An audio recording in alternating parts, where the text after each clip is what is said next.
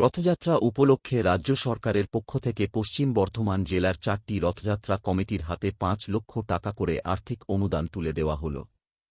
সোমবার নবান্ন সভাঘর থেকে মুখ্যমন্ত্রী শুভেন্দু অধিকারীর উপস্থিতিতে ভার্চুয়াল অনুষ্ঠানের মাধ্যমে রাজ্যের বিভিন্ন জেলার পাশাপাশি পশ্চিম বর্ধমান জেলার 4টি রথযাত্রা কমিটিকেও এই অনুদান প্রদান করা হয়। আসানসোলে পশ্চিম বর্ধমান জেলাশাসক কার্যালয়ে আয়োজিত এক অনুষ্ঠানে দুর্গাপুর পূর্বের বিধায়ক চন্দ্রশেখর বন্দ্যোপাধ্যায়, পশ্চিম বর্ধমানের জেলাশাসক S Ponnambalam, Asansol Durgapur police commissioner Pranab Kumar, জেলা প্রশাসনের অন্যান্য আধিকারিক এবং অনুদানপ্রাপ্ত রথযাত্রা কমিটির প্রতিনিধিরা উপস্থিত ছিলেন। অনুষ্ঠানের পরে জেলাশাসক এস পন্নাবলাম জানান, পশ্চিম বর্ধমান জেলার 4টি রথযাত্রা কমিটিকে রাজ্য সরকারের পক্ষ থেকে 5 লক্ষ টাকা করে আর্থিক অনুদান দেওয়া হয়েছে। মুখ্যমন্ত্রীর উপস্থিতিতে কলকাতায় আয়োজিত অনুষ্ঠানে আনুষ্ঠানিকভাবে এই অনুদান প্রদান করা হয়। সেখানে রাজ্যের ঊর্ধ্বতন প্রশাসনিক আধিকারিকরাও উপস্থিত ছিলেন।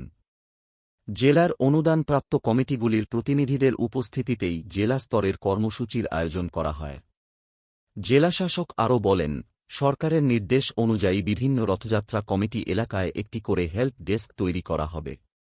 সেখানে প্রশাসনের কর্মী ও স্বেচ্ছাসেবকরা দায়িত্বে থাকবেন। হেল্প ডেস্কে পানীয় জল, প্রাথমিক চিকিৎসার ব্যবস্থা এবং প্রয়োজনীয় ওষুধ রাখা হবে, যাতে সাধারণ মানুষ দ্রুত পরিষেবা পান। তিনি আরও বলেন, মুখ্যমন্ত্রীর আহ্বান অনুযায়ী গাছ বিতরণেরও ব্যবস্থা করা হয়েছে। বিভিন্ন কমিটির সঙ্গে আলোচনা করে যেখানে বেশি মানুষের সমাগম হয়, সেই স্থানগুলিতেই হেল্প ডেস্ক স্থাপন করা হবে, যাতে ভক্ত ও সাধারণ মানুষের সুবিধা নিশ্চিত করা যায়। জেলাশাসক এস পন্নাবলাম জানান, অনুদানের জন্য কয়েকটি আবেদন এখনও প্রক্রিয়াধীন রয়েছে। সেগুলির তদন্ত ও যাচাই সম্পন্ন হওয়ার পর রাজ্য সরকারের কাছে পাঠানো হবে। প্রশাসনের লক্ষ্য রথযাত্রা উৎসবকে নিরাপদ, সুশৃঙ্খলভাবে সম্পন্ন করা।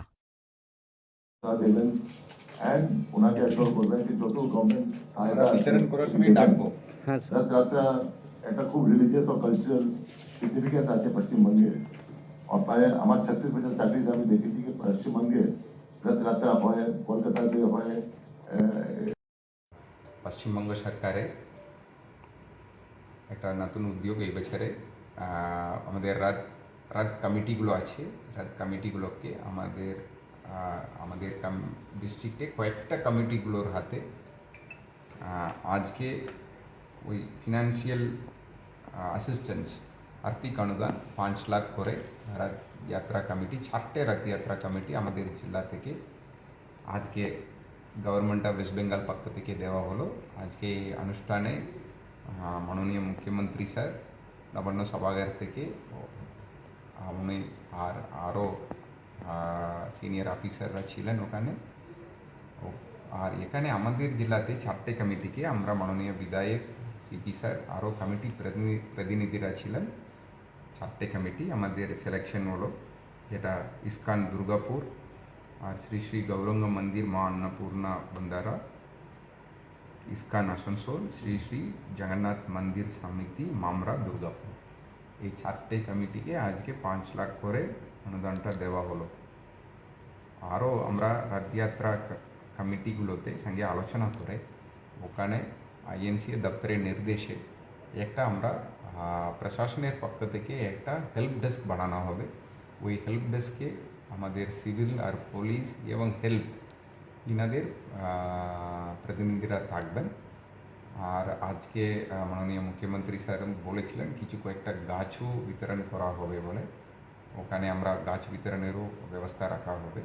আর এখানে মূলত ওই পানীয় জল আর ওআরএস আর ফার্স্ট এইডের যেটা কিছু আমাদের বেসিক মেডিসিনসগুলো, এগুলো এই হেল্প ডেস্কে থাকবে। এটা আমরা আমাদের যতগুলো বড় আছে মোটামুটি যেখানে বেশি লোক যায় ওই কমিটিগুলোর সঙ্গে আলোচনা করে ওখানে হেল্প ডেস্কটা রাখবো আমরা। স্যার, জেলায় তো আরও রথযাত্রার কমিটি রয়েছে বা ব্যবস্থা রয়েছে, পরে কি এগুলো আরও অ্যাড হবে? দেখুন, এটা যেভাবে আমরা প্রেয়ার এসেছি, আমরা এনকোয়ারি করে এটা আমরা এনকোয়ারির কয়েকটা বেসিক তথ্য নিয়ে আমরা আইএনসিএ দপ্তর থেকে পাঠাচ্ছি। আর পরে যেরকম গভর্নমেন্ট সিদ্ধান্ত নেবে ওই রকম এটা এটা পরে লিস্ট চেঞ্জ হবে, বাড়তে পারে, এরকম হতে পারে। কিন্তু আমরা যে অ্যাপ্লিকেশনগুলো আসছে আমরা একটা লোকাল এনকোয়ারি করে কত পুরানো, কত লোক অংশগ্রহণ করে, কি আছে, মেলা আছে, মন্দির আছে, এগুলো দেখে আমরা পাঠিয়ে দিই। কতজন আবেদন করেছিল আপনাদের কাছে স্যার? এখন পর্যন্ত আমরা যেটা মানে এই ছাড়টে যারা পেয়েছেন এরা একটু আগে আবেদন করেছেন। আরও কয়েকটা আবেদন আমাদের কাছে বোধহয় 2-3টে আবেদন পেন্ডিং আছে। ওটাও ইনকোয়ারি করে আমরা পাঠিয়ে দিয়ে দেবো। তো পশ্চিম বর্ধমান কটা রথ হয় আপনার? দেখুন, এখানে বড় রথ বোধহয় 9-10টা আছে। বড় রথ মানে যেটা 1000 বেশি যেখানে পাই, আরাউন্ড 9-10 আছে অ্যাজ পার লোকাল ইনফরমেশন। এটা কম বেশি হতে পারে, ঠিক আছে। পার্সোনালগুলো যেগুলো ব্যক্তিগত রথ হয়ে আসছে, যেমন রাজাদের, জমিদারদের, সেগুলো কি আবেদন করলে এই লিস্টে আসতে পারে? এদের কি আগে কার্যসূচি থেকে দেওয়া হতো? না দেখুন, এটা আমি বলতে পারবো না, ঠিক আছে। ঠিক আছে, থ্যাংক ইউ।